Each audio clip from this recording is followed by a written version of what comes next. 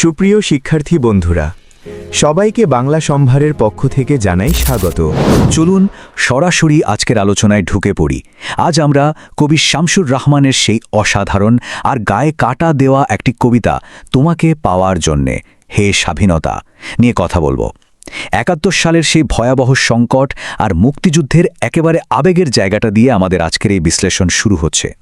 শুরুতেই এই লাইনটার কথা একবার ভাবুন তো, আর কতবার ভাসতে হবে রক্তগঙ্গায়। শুনলেই কেমন যেন বুকটা কেঁপে ওঠে, তাই না? মুক্তিযুদ্ধের সেই চরম হতাশা, বিশাল ঝুঁকি আর অস্তিত্ব টিকিয়ে রাখার মরিয়া একটা সংগ্রাম, সবকিছু কবি এই একটিমাত্র লাইনের মধ্যে একেবারে গেঁথে দিয়েছেন। প্রথম পর্ব, কবি শামসুর রহমান, নাগরিক সংগ্রামের রূপকার, যিনি কেবল একজন কবিই ছিলেন না, ছিলেন সেই সময়ের খুব নিবিড় একজন পর্যবেক্ষক।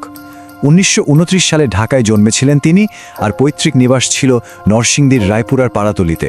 এরপর ১৯৪৫ সালে পোগো স্কুল থেকে ম্যাট্রিক আর ১৯৪৭ সালে ঢাকা কলেজ থেকে ইন্টারমিডিয়েট পাশ করেন। পেশায় সাংবাদিকতা বেছে নিলেও তার ধ্যান জ্ঞান সবই ছিল কবিতা। অবশেষে ২০০৬ সালের ১৭ই আগস্ট এই মহান কবির জীবনাবসান ঘটে। তার লেখার স্টাইলটা খেয়াল করলে দেখবেন ব্যাপারটা দারুণ ইন্টারেস্টিং। মধ্যবিত্ত নাগরিক জীবনের যত প্রত্যাশা, হতাশা বা সংগ্রাম, সবকিছু তিনি শহরের প্রেক্ষাপটে আবার প্রকৃতির দারুণ সব উপমা দিয়ে ফুটিয়ে তুলেছেন। এই ইউনিক স্টাইলের কারণেই সাধারণ শহরের জীবন আর যুদ্ধের হঠাৎ নেমে আসা ধ্বংসযজ্ঞকে তিনি একেবারে এক ফ্রেমে বাঁধতে পেরেছিলেন। তার অসাধারণ কিছু কাজের মধ্যে আছে প্রথম গান, দ্বিতীয় মৃত্যুর আগে, রৌদ্র করটিতে বা বাংলাদেশ স্বপ্ন দেখের মতো বিখ্যাত সব কাব্যগ্রন্থ। তবে আজ আমরা যে কবিতাটি নিয়ে আলোচনা করছি সেটা নেওয়া হয়েছে তার আইকনিক বন্দি শিবির থেকে কাব্যগ্রন্থ থেকে। এটাকে মুক্তিযুদ্ধের একেবারে অনবদ্য একটি সাহিত্যিক দলিল হিসেবে ধরা হয়। আলোচনা শুরু করার আগে আপনাদের কাছে অনুরোধ, যারা আমাদের চ্যানেলকে এখনও সাবস্ক্রাইব করেন নাই, সাবস্ক্রাইব করে পাশে থাকা বেল আইকনটি বাজিয়ে দিন। দ্বিতীয় পর্ব, স্বাধীনতার চরম মূল্য, যা মূলত এক অকৃত্রিম সাহিত্যিক দলিল। কবিতার এই জায়গাটায় এসে সুরটা কিন্তু একদম পাল্টে যায়। পাকিস্তানি হানাদার বাহিনীর সেই নিষ্ঠুর গণহত্যার একেবারে ফিল্টার ছাড়া একটা রূপ আমরা এখানে দেখতে পাই। সবচেয়ে স্ট্রাইকিং হলো খাণ্ডব দাহন শব্দটার ব্যবহার। মহাভারতের সেই খাণ্ডব বন পুড়িয়ে ফেলার যে ভয়াবহতা, কবি ঠিক সেই রূপকটা এখানে টেনে এনেছেন। চোখের সামনে আস্ত গ্রাম আর শহর পুড়ে ছাই হয়ে যাচ্ছে, এই বিশাল ধ্বংসযজ্ঞ বোঝাতে এর চেয়ে শক্তিশালী উপমা আর কী বা হতে পারত।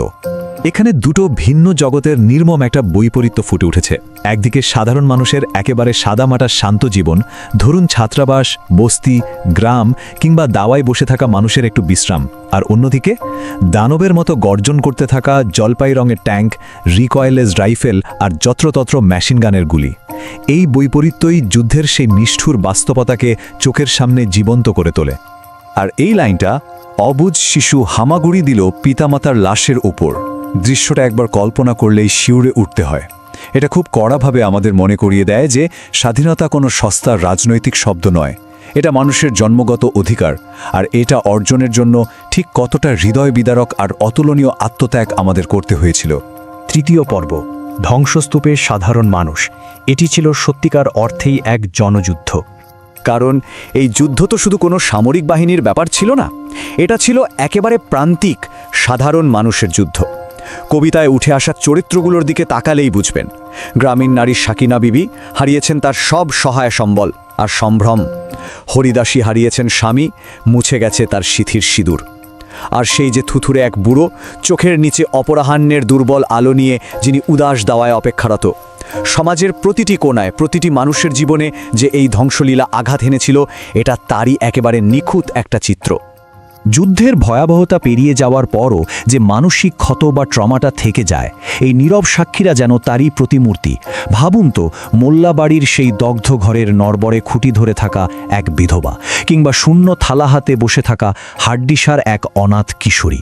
শুধু মানুষই নয়, প্রকৃতি আর প্রাণীরাও যেন এর বিরুদ্ধে নীরব প্রতিবাদ জানাচ্ছে, যেমনটা আমরা দেখি প্রভুর বাস্তুভিটার ভগ্নস্তূপে একটানা আর্তনাদ করতে থাকা সেই কুকুরের মাধ্যমে। চতুর্থ পর্ব, প্রান্তিক মানুষের আত্মত্যাগ, আমাদের অখ্যাত বীরেরা। কবি এখানে খুব সুনির্দিষ্টভাবে নাম ধরে ধরে সেই সব খেটে খাওয়া মানুষের কথা বলেছেন।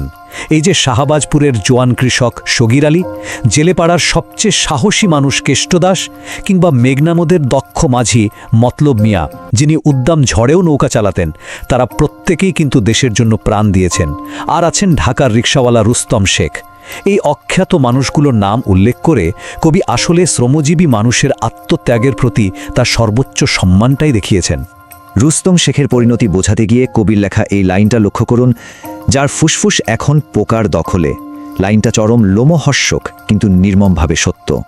যুদ্ধের ধ্বংসাবশেষ হিসাবে মৃত্যুর এই যে রুক্ষ আর পচনশীল একটা বাস্তব রূপ, ঠিক সেটার সাথেই কবি আমাদের মুখোমুখি দাঁড় করিয়ে দিয়েছেন। পঞ্চম পর্ব, অনিবার্য বিজয়ের পদধ্বনি এবং প্রতিশ্রুতির পূর্ণতা। ঠিক এই জায়গা থেকে কবিতার সুর এবং আমাদের আলোচনার গতি দুটোই একেবারে বদলে যাচ্ছে। ছাই আর ধ্বংসস্তূপের চরম হতাশা থেকে এবার আমরা মোড় নিচ্ছি এক দৃঢ় অবিচল আশার দিকে। এখানে আমরা পাই সেই তেজি তরুণদের কথা, যারা রাইফেল কাঁধে বনে জঙ্গলে ঘুরে বেড়াচ্ছেন। এই তরুণরাই হলো জাতির আসল স্পন্দন, আর তাদের এই শক্ত পদভারেই কিন্তু একটা নতুন পৃথিবীর জন্ম হতে চলেছে। নতুন নিশান উড়িয়ে পৃথিবীর এক প্রান্ত থেকে অন্য প্রান্তে এই বিদ্রোহের আওয়াজ ছড়িয়ে পড়ছে। নতুন একটা পতাকার আশা, নতুন পরিচয়ের আশা ক্রমশ দুর্বার হয়ে উঠছে। দামামা বাজিয়ে এই অদম্য যাত্রার গতি এখন সোজা চূড়ান্ত বিজয়ের দিকে। এই দামামার আওয়াজ যেন প্রতিটি বাঙালির হৃদয়ের আওয়াজ, যাকে পৃথিবীর কোনো বাধাই আর থামাতে পারবে না। আর তারপর আসে সেই মোক্ষম লাইন, তোমাকে আসতেই হবে হে স্বাধীনতা। এটা শুধু কবিতার লাইন নয়, এটা একটা চূড়ান্ত এবং সবচেয়ে শক্তিশালী ঘোষণা।